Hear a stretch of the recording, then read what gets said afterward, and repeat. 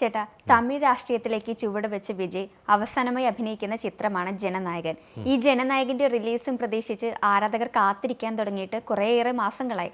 പല കാരണങ്ങൾ കൊണ്ടും റിലീസ് മാറ്റിവെക്കുക അല്ലെങ്കിൽ അതിനൊരു തട വരികയാണ് ചെയ്യുന്നത്. ഇപ്പോഴിതാ ചിത്രത്തിന്റെ HD പതിപ്പ് ലീക്കായിരിക്കുകയാണ്. ഈ സിനിമയുടെ പ്രധാനപ്പെട്ട ഭാഗങ്ങളാണ് നിലവിൽ ലീക്കായിരിക്കുന്നത്. ഇതിന് പിന്നിൽ എന്തെങ്കിലും തെരഞ്ഞെടുപ്പ് അടുത്തിരിക്കുകയല്ല, അപ്പോൾ എന്തെങ്കിലും രാഷ്ട്രീയമായ കാരണങ്ങളുണ്ടോ? 2026 ജനുവരി 9 പൊങ്കൽ റിലീസായിട്ട് പ്ലാൻ ചെയ്തൊരു സിനിമയാണ് ജനനായകൻ എന്ന് പറയുന്ന ദളപതി വിജയുടെ 69ാമത്തെ സിനിമയാണ് അദ്ദേഹത്തിൻ്റെ കരിയറിലെ.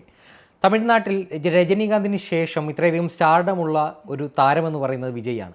ആ വിജയ് അപ്രതീക്ഷിതമായിട്ട് അദ്ദേഹത്തിന് ഒരുപാട് കരിയർ ബാക്കി നിൽക്കെ അദ്ദേഹം സുരക്ഷിതമായ സിനിമാ മേഖല വിട്ടൊഴിഞ്ഞുകൊണ്ട് രാഷ്ട്രീയത്തിലേക്ക് ഇറങ്ങുന്നു. തമിഴ്നാട്ടിൽ പുതിയൊരു അണ്ണനായി, തമിഴ്നാട്ടിലെ ഇളയ ദളപതിയായി ഒരു രാഷ്ട്രീയം ഗോതയിലേക്ക് മത്സരത്തിനിറങ്ങുന്ന വിജയ്. അവിടെ ധാരാളം പ്രതിസന്ധികൾ, അതിലേറ്റവും ഒടുവിലത്തെ പ്രതിസന്ധിയായിരുന്നു ജനനായകൻ എന്ന് പറയുന്ന സിനിമ. വിനോദ് സംവിധാനം ചെയ്യുന്ന ഈ ദളപതി വിജയുടെ 69ാമത്തെ സിനിമയായിട്ടാണ് ജനനായകൻ പ്ലാൻ ചെയ്തത്. എന്നാൽ ഈ സിനിമ ചിത്രീകരണമൊക്കെ പൂർത്തിയായി, പോസ്റ്റ് പ്രൊഡക്ഷൻ അടക്കം പൂർത്തിയായി. ഈ സെൻസർ ബോർഡ് ഈ സിനിമയ്ക്ക് അനുമതി നൽകുന്നില്ല. പല കാരണങ്ങൾ കൊണ്ടാണ് ഈ സിനിമയുടെ അനുമതി നിഷേധിക്കുന്നത്. കാരണം തമിഴ്നാട്ടിലൊരു തെരഞ്ഞെടുപ്പ് അടുത്തിരിക്കെ ഈ വിജയുടെ തെരഞ്ഞെടുപ്പ് ഫലത്തെയൊക്കെ സ്വാധീനിക്കാൻ ശേഷിയുള്ള ഒരുപാട് പരാമർശങ്ങൾ ആ സിനിമയിൽ അടങ്ങിയിട്ടുണ്ട്. അതുമായി ബന്ധപ്പെട്ട് അതിന് മുന്നേ വിജയ്ക്ക് ഒരു ഇരുട്ടടിയായിട്ട് ഒരു സ്റ്റാമ്പേഡ്, കരൂരിലെ സ്റ്റാമ്പേഡ് ഉണ്ടാകുന്നു, ഒരുപാട് ആളുകൾ മരണപ്പെടുന്നു, അതിൻ്റെയൊക്കെ ആക്ഷേപങ്ങൾ വിജയുടെ മേൽ ഭവിക്കുന്നു. അങ്ങനെ പല വിധത്തിലുള്ള കാരണങ്ങൾ കൊണ്ട് ജനനായകൻ്റെ റിലീസ് എങ്ങനെ പോസ്റ്റ്പോൺ ചെയ്ത് കുറേ നാളായിട്ട് ഇങ്ങനെ പോവുകയാണ്. 2026 ജനുവരി 9 ഇറങ്ങേണ്ടിയിരുന്ന സിനിമയാണ്. എന്നാൽ ഇപ്പോൾ ഏകദേശം 4 മാസങ്ങൾക്ക് ഇപ്പുറവും ഇപ്പോഴും ആ സിനിമ എപ്പോൾ പുറത്തിറങ്ങുമെന്ന് പറയാൻ പറ്റാത്ത തരത്തിലുള്ള ഒരു അനിശ്ചിതത്വത്തിലൂടെയാണ് ആ സിനിമ കടന്നു പോകുന്നത്. അതിനിടെയാണ് ഇപ്പോൾ അപ്രതീക്ഷിതമായിട്ട് സിനിമയുടെ വിജയുടെ ഇൻട്രോ സീനുകൾ അടക്കമുള്ള ഭാഗങ്ങൾ സാമൂഹിക മാധ്യമങ്ങളിൽ, പ്രത്യേകിച്ച് ടെലിഗ്രാമിലൊക്കെ പ്രചരിക്കുന്നതുമായി ബന്ധപ്പെട്ട് ഇപ്പോൾ തമിഴ് സിനിമയിൽ തന്നെ വലിയ വിവാദമായിരിക്കുകയാണ്. കാരണം രാവിലെ മുതൽ തന്നെ ഈ സാമൂഹിക മാധ്യമമായ എക്സിലും ടെലിഗ്രാമിലുമൊക്കെ ഈ സിനിമയുടെ HD പ്രിൻ്റാണ്. ഒരുപക്ഷെ എഡിറ്റിംഗ് ടേബിളിൽ നിന്ന് ചോർന്നതാണ് എന്ന് സംശയിക്കാവുന്ന തരത്തിലുള്ള വളരെ ക്ലിയർ ആയിട്ടുള്ള HD പ്രിൻ്റുകളാണ് ഇപ്പോൾ ഇതിനകത്തൊക്കെ പ്രചരിക്കുന്നത്. ഒരു സിനിമയുടെ അധ്വാനം എന്ന് പറയുന്നത് ഒരുപാട് മനുഷ്യരുടെ അധ്വാനം, കണ്ണീരും വിയർപ്പും ഒക്കെയാണ് ഒരു സിനിമ എന്ന് പറയുന്നത്. അപ്പോൾ ആ സിനിമയുടെ അധ്വാനത്തിന് പുല്ലുവില കൊടുത്തുകൊണ്ട് ഇത്തരത്തിലുള്ള ഭാഗങ്ങളൊക്കെ സാമൂഹിക മാധ്യമങ്ങളിൽ പ്രചരിക്കുന്നത് ആ അധ്വാനത്തിൻ്റെ വിലയില്ലാതാക്കും. അതോടൊപ്പം തന്നെ ഇപ്പോൾ ജനനായകൻ ആ ഒരു സിനിമ വിജയുടെ രാഷ്ട്രീയ പ്രവേശനത്തിൽ നിർണായകമായിട്ടുള്ള സ്വാധീനമുള്ള ഒരു സിനിമയാണ്.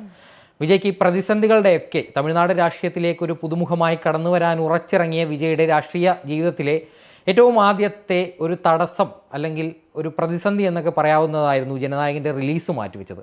ഇതിൽ കൃത്യമായിട്ട് ഇത് ഭഗവന്ത് കേസരി എന്ന് പറയുന്ന നന്ദമൂരി ബാലകൃഷ്ണൻ നായകനായിട്ടുള്ള ഒരു തെലുങ്ക് സിനിമയുടെ റീമേക്കായിട്ടാണ് ഈ വിജയുടെ ജനനായകൻ. വിനോദ് എന്ന് പറയുന്ന ഒരുപാട് തമിഴ് സിനിമകൾ, അജിത്തിനെയൊക്കെ നായകനാക്കി സിനിമകൾ എടുത്തിട്ടുള്ള സംവിധായകൻ്റെ സിനിമയാണ്. ആ ഒരു രീതിയിൽ വിജയ്ക്കൊരു രാഷ്ട്രീയ പ്രവേശനത്തിന് ഒരു ഇമ്പാക്റ്റ് കൊടുക്കാനുള്ള പല ഭാഗങ്ങളും ആ സിനിമയിൽ ഒരുക്കി വെച്ചിരിക്കുമെന്നാണ് അതിൻ്റെ തുടക്കം മുതൽ തന്നെ പ്രതീക്ഷിക്കപ്പെടുന്നത്. ആ ഒരു ജനനായകൻ എന്നുള്ള ഒരു പേര് തന്നെ സൂചിപ്പിക്കുന്നത് തന്നെയാണ്.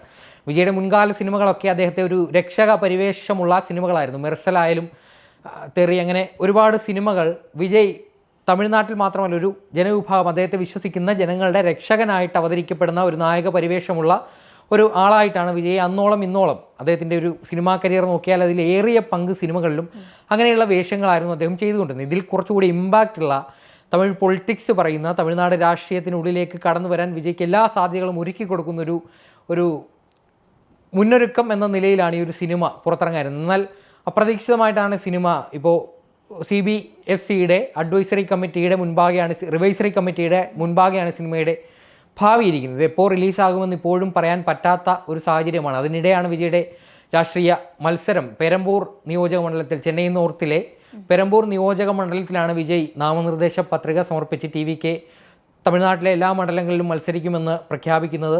വിജയ് പെരമ്പൂരിൽ മത്സരിക്കുന്നതായി പ്രഖ്യാപിക്കുന്നത്. അതിന് മുന്നോടിയായിട്ട് ഏകദേശം 30 ദിവസം മാത്രമാണ് തമിഴ്നാട്ടിലൊരു ഇലക്ഷന് ബാക്കി നിൽക്കുന്നത്. ആ ഒരു സമയത്ത് TVK എന്ന് പറയുന്ന ഇതുവരെ തമിഴ്നാട് രാഷ്ട്രീയത്തിന് കേട്ടുകേൾവിയില്ലാതിരുന്ന ഒരു പുതിയ കക്ഷി DMKയും AIDMKയും അപ്രമാദിത്യം തുടരുന്ന തമിഴ്നാട് രാഷ്ട്രീയത്തിൽ എന്ത് അത്ഭുതം സൃഷ്ടിക്കുമെന്ന ചോദ്യങ്ങളൊക്കെ ബാക്കി നിൽക്കെ ഇത്തരത്തിലുള്ള കാര്യങ്ങളൊക്കെ സംഭവിക്കുന്നത് വിജയ്ക്ക് മൈലേജ് ആകുമോ അല്ലെങ്കിൽ വിജയ്ക്ക് തിരിച്ചടിയാകുമോ എന്ന് കാത്തിരുന്ന് കാണേണ്ടത് തന്നെയാണ്. കാരണം എന്ന് പറഞ്ഞാൽ അടുത്തിടെ ഉണ്ടായിട്ടുള്ള സംഭവ വികാസങ്ങൾ, വിജയ് രാഷ്ട്രീയത്തിലേക്ക് ഇറങ്ങുന്നു, ഒരുപാട് പൊതുസമ്മേളനങ്ങൾ നടത്തുന്നു, മാനാടെന്നാണ് പറയപ്പെടുന്നത്. അങ്ങനെ പൊതുസമ്മേളനങ്ങൾക്കിടയിൽ ഈ കരൂരിലുണ്ടായ സ്റ്റാമ്പേഡ്, ആ സ്റ്റാമ്പേഡിനെ തുടർന്ന് തന്നെ ഒരു വലിയ ആൾക്കൂട്ടം ഉണ്ടാകുന്നതോടെ അപകടമുണ്ടാകുന്നു, ഒരുപാട് മനുഷ്യർ കൊല്ലപ്പെടുന്നു.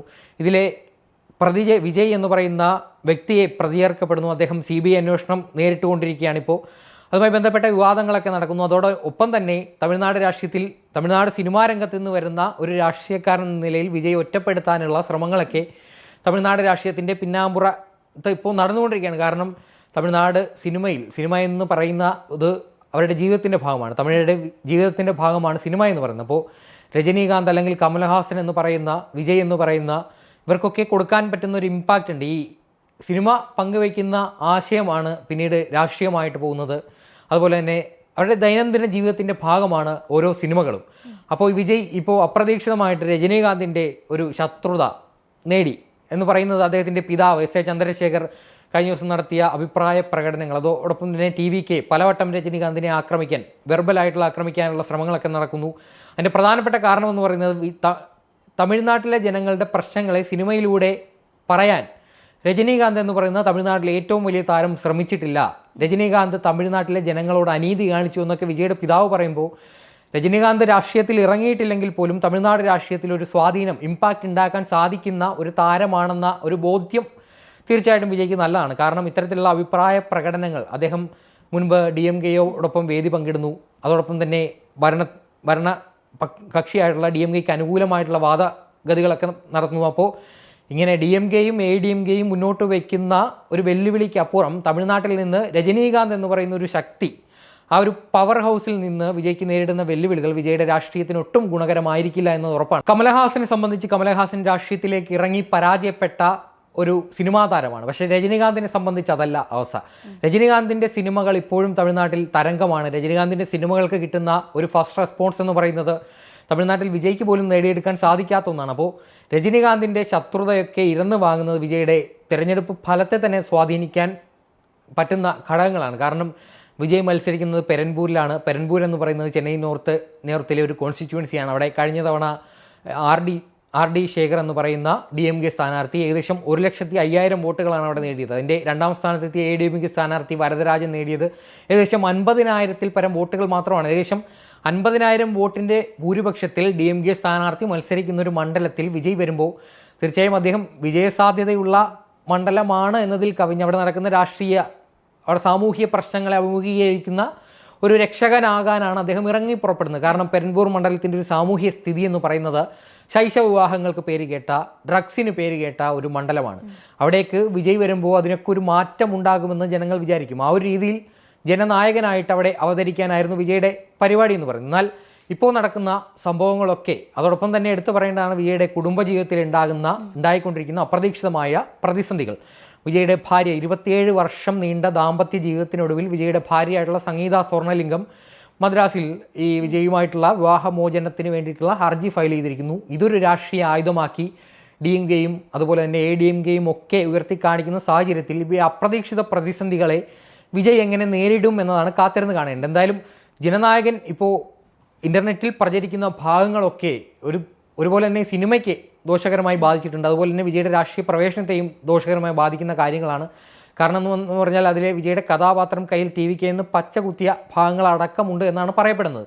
അപ്പോൾ ഇതൊക്കെ കണക്കിലെടുത്താണ് ഈ സിനിമയുടെ സെൻസർഷിപ്പ് വൈകിപ്പിക്കുന്നതും ഇതിൻ്റെ റിലീസ് തടസ്സപ്പെടുത്തി വെച്ചിരിക്കുന്നതും. എന്തായാലും ഈ സിനിമയുടെ സെൻസർ കോപ്പിയൊക്കെ ഇത്തരത്തിൽ പ്രചരിപ്പിക്കുന്നത് ഒരുപാട് മനുഷ്യരുടെ അധ്വാനത്തിൻ്റെ ഒരു ഫലം കൂടി ഇല്ലാതാക്കുന്നു. എന്തായാലും ആ സിനിമ പുറത്തിറങ്ങട്ടെ, ആ സിനിമ പങ്കുവയ്ക്കുന്ന ആശയങ്ങൾ നല്ലതാണെങ്കിൽ തമിഴ്നാട് ജനത ഏറ്റെടുക്കട്ടെ. അവിടെ വിജയ് എന്തായാലും ഇത്തവണയൊന്നും ഒരു മുഖ്യമന്ത്രിയാകുമെന്ന് ആദ്യഘട്ടത്തിൽ പറഞ്ഞിരുന്ന ആളുകൾ പോലും ഇപ്പോഴും വിജയ് അവിടെ കുറച്ച് ഏതാനും സീറ്റുകൾ പിടിക്കുമെന്നതിൽ കവിഞ്ഞ് വിജയ് അവിടെ ഒരു മുഖ്യമന്ത്രിയാകുമെന്നൊന്നും പറയാൻ പറ്റുന്ന സാഹചര്യമല്ല തമിഴ്നാട് രാഷ്ട്രീയത്തിലുള്ളത്. അദ്ദേഹം BJP മുന്നോട്ട് വെച്ച ഒരു ഓഫറുണ്ട്. അതിൽ ഉപമുഖ്യമന്ത്രി സ്ഥാനം TVK അധ്യക്ഷനായിട്ടുള്ള വിജയ്ക്ക് കിട്ടും. അത്തരത്തിലൊരു സഖ്യ നീക്കം BJP മുന്നോട്ട് വെച്ചിരുന്നുവെന്നാണ് പറയപ്പെടുന്നത്. അതൊക്കെ തള്ളിക്കൊണ്ട് ഒറ്റയ്ക്ക് മത്സരിക്കാനുള്ള നീക്കത്തിൽ തന്നെയാണ് വിജയ് ഇപ്പോഴും മുന്നോട്ട് പോകുന്നത്. എന്തായാലും വിജയുടെ രാഷ്ട്രീയ നീക്കങ്ങളും അതുപോലെ തന്നെ ജനനായകൻ എന്ന സിനിമയുടെ ഭാവിയും വരും ദിവസങ്ങളിൽ കണ്ടറിയേണ്ടത് തന്നെയാണ്.